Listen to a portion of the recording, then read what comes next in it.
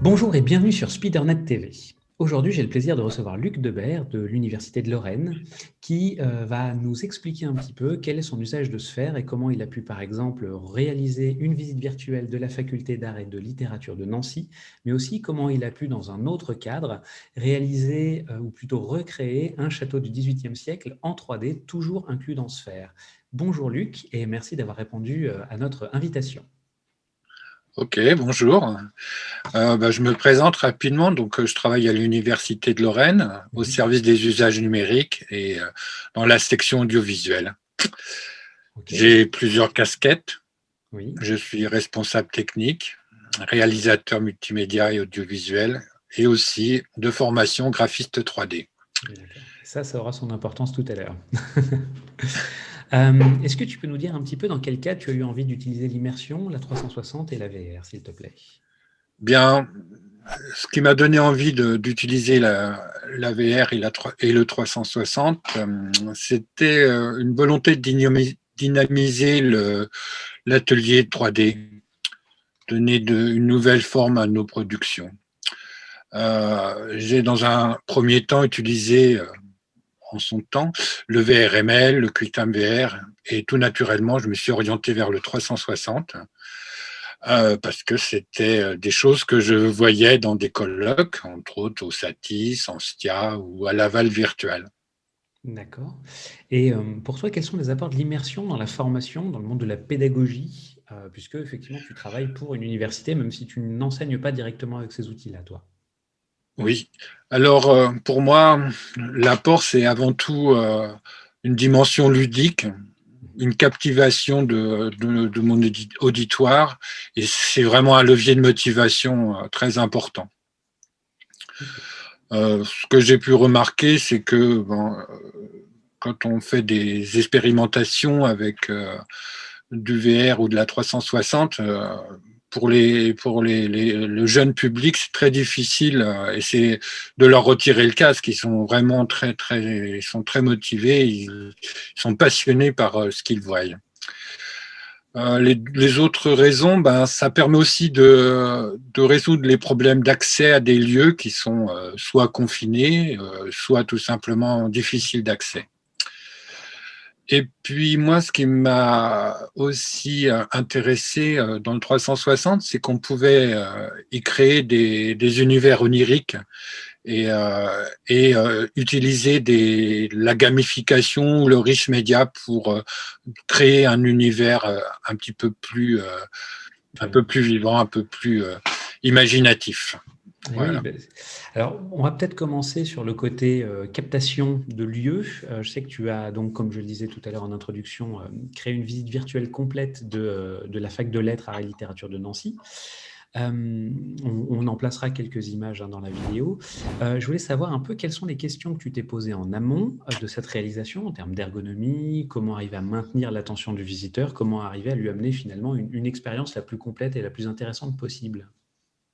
Oui. Tout d'abord, ce que je dois rappeler, que c'est avant tout un travail d'équipe. Mmh. Nous étions 3 à 4 personnes, les demandeurs, un réalisateur et puis des personnes qui s'occupent de la médiation. Déjà, tout d'abord, on a essayé de repositionner le plus clairement possible les objectifs de cette visite virtuelle, pour qui, pourquoi, quand, où, les questions de base. Mmh. Et très vite, on a pu faire un repérage des lieux et on a pu commencer à discuter sur comment passer d'une scène à l'autre, d'un espace à l'autre, et qu'est-ce que devait faire apparaître ou faire passer comme information une salle plus qu'une autre. Voilà. Pour la forme, très vite, je me suis dit qu'il fallait que je propose que la visite soit accompagnée d'une étudiante, un peu comme dans un film ou dans la vie réelle d'ailleurs, puisque c'est comme ça que ça se passe en général. Alors évidemment, ça a complexifié un petit peu la ressource, la réalisation, mais ça a donné un univers plus humain, à mon avis. Oui, ça, c'est vraiment quelque chose qui m'a beaucoup marqué quand tu nous as présenté ton expérience. C'est le fait qu'à chaque fois qu'on rentre dans une pièce, on a cette étudiante qui nous sert de guide et qui nous explique un petit peu où, dans quelle pièce on se trouve, quels en sont les enjeux, les éléments importants. Ça, j'ai trouvé que Ouais. c'était extrêmement intéressant. Et puis, tu me disais en off que cette étudiante était aussi réalisatrice. Donc ça, je trouve que c'est assez intéressant. Oui, Si tu veux développer un peu oui, là-dessus. tout à fait. Et surtout, moi, ce qui m'embêtait, c'était de faire une visite virtuelle avec des pièces vides, en fait, quelque part. Et je trouvais ça vraiment vraiment dommage qu'on n'ait pas, même si c'est modeste, parce que ça s'est réalisé pendant la période du Covid de l'année dernière, en juillet et août. Et il y avait peu de monde dans les salles, mais quand même, voilà, c'était un accueil sans personnage, ça aurait été vraiment dommage. Voilà. Et est-ce que cette personne avec laquelle que tu as fait tourner et qui a guidé, est-ce qu'elle aussi avait un regard par rapport à ça? Est-ce qu'elle a apporté sa pierre à cette construction, à cette Oui, bien visite? sûr, oui, oui. Oui. Je dirais que le travail, c'était justement de. Donc, cette personne-là avait plus l'habitude de travailler sur des formats classiques de cinéma. Mhm. Et il fallait donc aménager le projet de manière à ce qu'il soit réalisable en 360, hein, avec toutes les petites problématiques que ça impose, s'assurer que tout est clean dans le plan, que les arrière-plans sont pas euh, avec des non-sens ou avec des choses qu'il ne faudrait pas voir. Enfin voilà, c'est toute cette approche-là qu'il faut aménager ensemble. Ah oui, donc il y avait un travail aussi de repérage avant qui était quelque chose d'important. Oui, très très important. Ouais. Ok. Et est-ce que tu as placé d'autres éléments interactifs dans cette visite, à part les vidéos qui Oui, intervenaient? bien sûr, on a des petites séquences vidéo qui permettent de donner des informations spécifiques à une salle. Mhm. La salle, par exemple, la conciergerie, certaines bibliothèques, certains lieux de vie des étudiants. Enfin voilà, donc là, il y a des ponctuations à divers moments de de la visite. Hein. C'est une visite assez importante puisque je crois qu'il y a une quarantaine de panoramiques. D'accord. Et en gros, elle dure bien, il faut bien une bonne demi-heure pour faire le tour. Ok. C'est un peu moins qu'en réel, mais c'est quand même assez important. Ouais, d'accord, oui, il y a eu un joli, un gros travail de captation. Ça vous a pris combien de temps le projet finalement en global, entre la conception jusqu'à la réalisation des choses? Ouais, c'est un projet qui a été mené très, j'allais dire, au pas de course. Mhm. C'était lié au Covid, hein, parce qu'on n'avait pas trop de temps pour se poser des questions complexes. Donc, on a été assez rapide. En gros, il y a eu 3 réunions de 2 heures pour préparer la scénarisation.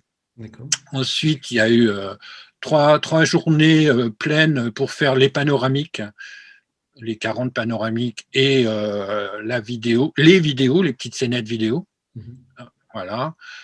Il a fallu qu'on regroupe tout ça pour qu'il n'y ait pas trop de différence de lumière. Voilà, il a fallu Oui, c'est contrôler tout sûr. ça, un petit peu comme dans un film. Mhm. Et en ce qui concerne l'interactivité, ça a pris 3 jours. Trois D'accord. jours pour agencer les panoramiques et intégrer les petites séquences vidéo et puis toutes les interactions. Ok. Oui, donc on est grosso En ce modo qui 7 jours de concerne, travail en tout, quoi. oui, après il y a eu un jour de correction, d'ajustement, et puis pour la partie montage, il y a eu une journée de travail. Voilà. Ok, Donc donc quelque chose qui se quelques... tient entre, on dirait, 6 à 8 jours. Voilà, c'est pas homme, hein, c'est pas énorme. Mhm. D'accord, ok, super. Et du coup, quelles ont été les réactions autour de ce projet? Ben, c'est un projet qui a bien séduit. Mhm. Alors, il y a eu environ, pour le moment, 1 millier de visites, ce qui n'est pas négligeable. C'est sûr. Surtout, ça a donné envie à toutes les personnes qui ont un petit peu vu la mise en scène d'en faire d'autres, de le faire pour eux aussi. Voilà, là encore, c'est un levier de motivation. D'accord. Alors, il y a peut-être quelque chose qu'on n'a pas précisé au départ, c'était à qui s'adressait cette visite? Ah oui, spécifiquement? à des étudiants, exclusivement des étudiants qui intégraient l'université, qui ne connaissaient pas les lieux, ni même ce qu'on y faisait, ni comment on pratiquait, comment on s'organise pour aller dans la bonne bibliothèque, trouver des informations, et ainsi de suite. Ok. Donc Vraiment, c'est la cible, c'est les étudiants. ok, très bien.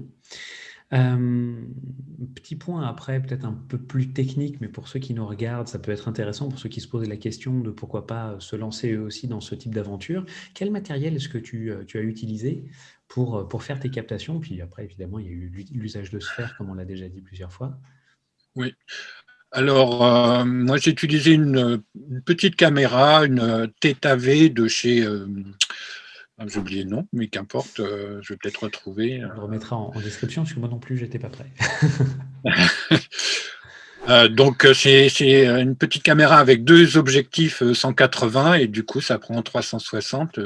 Ça coûte pas très cher, c'est autour de 300 euros. Ça permet de faire des panoramiques très, très rapides. Voilà. Ok, Et pour piloter cette caméra, j'utilise un iPad. ok. Voilà, un iPad Pro, de manière à pouvoir avoir le temps de me cacher quand il ne faut pas que je sois dans le champ. En général, pour les prises de vue, on était plusieurs personnes, au moins trois, D'accord. et donc il fallait qu'on se cache, et une fois qu'on est caché, qu'on n'est plus visible, on prend l'image, tout simplement. Ouais, tu disais qu'à chaque fois que tu as choisi un endroit pour faire tes plans, tu cherchais toujours d'abord Oui, l'endroit derrière lequel te cacher au oui, moment du oui, lancement. Oui. c'est ça, c'est indispensable. Disons que ça évite d'avoir quelqu'un qui passe comme ça, une ombre. Toi, tu as fonctionné uniquement avec de la photo 360, hein, ça n'a pas été de la vidéo. Non, non, non. Déjà, j'ai trouvé. Je suis quelqu'un d'assez prudent d'une façon générale, et ayant vu très vite l'ampleur des panoramiques, hein, il en fallait quand même beaucoup pour pouvoir circuler dans tout le campus en quelque sorte. Mhm. Je me suis dit que la vidéo, ça allait être trop lourd et trop complexe à mettre en œuvre dans les délais qui m'étaient impartis. D'accord. Puis c'est vrai que l'usage était peut-être pas nécessairement non plus énorme, puisqu'il s'agit de plus de montrer des lieux que de montrer des interactions, quoi, finalement. Oui, oui, oui, oui, Ok. complètement. Ensuite, comme je l'évoquais aussi en introduction, tu as travaillé sur un autre projet qui est tout à fait remarquable aussi avec Sphère. Je vais peut-être tout simplement te laisser le présenter complètement. C'est tout à fait, c'est vraiment étonnant. Là encore, on va en voir quelques images pendant qu'on va continuer à parler. Mais voilà, je te laisse le présenter. Bah, c'est tout simplement un livre 3D, un livre interactif qui présente une mathématicienne du XVIIIe siècle, Émilie du Châtelet. Et donc, c'est un livre qui intègre en fait une démarche pédagogique et ludique avec des enfants. Et donc, euh, comme j'avais remarqué que Sphère offrait pas mal de solutions de gamification, de riches médias, donc je me suis dit comment faire rapidement une première expérience dans le cadre de ces ateliers avec les enfants. Et vu qu'on avait déjà le livre qui était réalisé, j'ai pu comment dire, me baser sur son contenu et réaliser un décor en 3D, des petits objets en 3D que j'ai pu placer moi, j'utilise Maya pour faire mes 3D. Mhm. J'ai donc fabriqué des panoramiques avec Maya et ensuite je les ai intégrés dans Sphère. Et pour donner un peu plus de vie à tout ça, j'ai créé des petits QCM, des petits jeux Oui, une très chasse aux simples, objets, mais des choses comme ça. comment? Il y a une chasse aux objets, c'est pas facile à dire ça. Il y a une Oui, chasse aux objets complètement. Oui, oui, notamment. c'est exactement ça. Et quand on clique sur un objet, bah, ça ouvre une porte et ainsi de suite. On va pouvoir comme ça circuler dans le château. Ouais, c'est ce qu'on parle parfois d'escape game maintenant pour qualifier ce genre de Oui, choses. ça pourrait être un escape game. Oui. Et complètement. voilà, tu as aussi modélisé un clavecin, donc on peut écouter de la musique. Voilà, il y a tout un tas de petites Mm. choses que tu as, enfin petites choses, de Ouais, choses en mais tout cas que tu c'est as. pas le hasard, hein, c'est parce que Émilie jouait du clavecin et chantait. Donc, pour petite précision peut-être, ça s'appuie sur les travaux de ta compagne, donc on peut peut-être donner le nom si tu le souhaites, Oui, Pascal Debert, tout simplement. voilà, qui travaille sur cette période et sur cette personne, hein, donc sur cette mathématicienne. Oui, oui, oui. Et donc, en tout cas, c'est vraiment quelque chose que j'ai trouvé tout à fait intéressant. Tu l'as utilisé à quelles occasions, cette modélisation? Alors, on l'a utilisé dans un atelier. Alors, un atelier qui était toujours autour du 18e et autour des statuettes du 18e. Et c'est un atelier où il y avait du dessin, de la gravure, et puis on avait donc présenté le livre, et en parallèle du livre, le 360. Alors il était dans... Alors c'était pas un Oculus, c'était un petit boîtier classique et un smartphone, et ainsi les enfants pouvaient expérimenter le 360. Et tu disais qu'après, il voulait plus en sortir. Ah Il voulait non, plus enlever le non. casque. C'était impossible. C'est une OK. des problématiques. Du coup, il faut toujours penser en avoir plusieurs. C'est vite une de Et ton voilà. succès. Donc ensuite, je voulais l'utiliser dans d'autres ateliers. C'était plus difficile parce qu'avec le Covid, on a hésité à mettre en partage un Oculus. Ouais, je comprends. C'était trop difficile, trop Ça, dangereux. c'est en espérant que ça dure quand Et même ça quelques va se temps. résoudre. Voilà. Donc, Et OK. maintenant, il est en accès sur Internet, hein, donc tout le monde peut l'utiliser. C'est un des avantages que je trouve à se faire, c'est qu'on peut à la fois faire des immersions très, très, comment dire, très prenantes, avec un Oculus ou un smartphone. Et aussi, ça fonctionne sur un site web classique, et ça, c'est vraiment, vraiment bien. D'accord, super, merci beaucoup. Mm. Pour terminer, est-ce que je peux te demander un peu quels sont tes prochains projets, ça non plus, c'est pas facile à dire, tes prochains projets avec Sphère et avec la VR? Alors, avec Sphère et la VR, mes projets, ben, ça va être de faire de nouvelles visites virtuelles, entre autres des bibliothèques. Il y en a une à l'UL, il y en a 7. Alors, ça va être un projet assez ambitieux, je pense. Donc, D'accord. pour l'instant, ça n'a pas encore été finalisé. Le projet n'a pas été finalisé, mais Mhm. ça va venir. Ensuite, nous avons en expérimentation un projet avec la faculté de sciences et des sports, D'accord. où là, on va essayer d'utiliser le 360 pour montrer les lieux, mais aussi comment on les exploite, peut-être avec des sportifs qui feront quelques expériences. D'accord.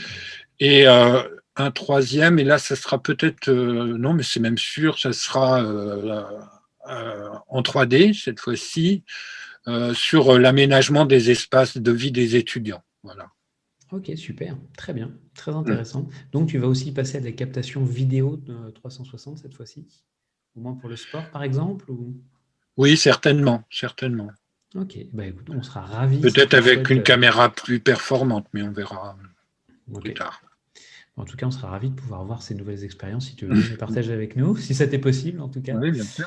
Euh, En tout cas, je te remercie pour cet échange. J'espère qu'on aura pu montrer un petit peu, inspirer ceux qui soit utilisent déjà Sphère, soit ceux qui se posent la question d'utiliser l'immersion, la VR et la 360.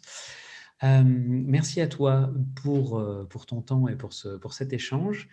Et pour ceux qui nous regardent, vous pouvez nous suivre sur Spidernet TV et sur tout un tas de réseaux sociaux qu'on mettra bien évidemment dans la description. Merci à tous et à très bientôt. Vous trouverez en description, comme je le disais tout à l'heure, les liens pour télécharger gratuitement la démo de Sphère et les liens vers les prochains webinaires de découverte.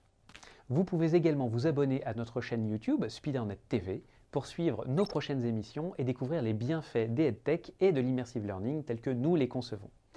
Merci de votre attention et à très bientôt sur Spidernet TV.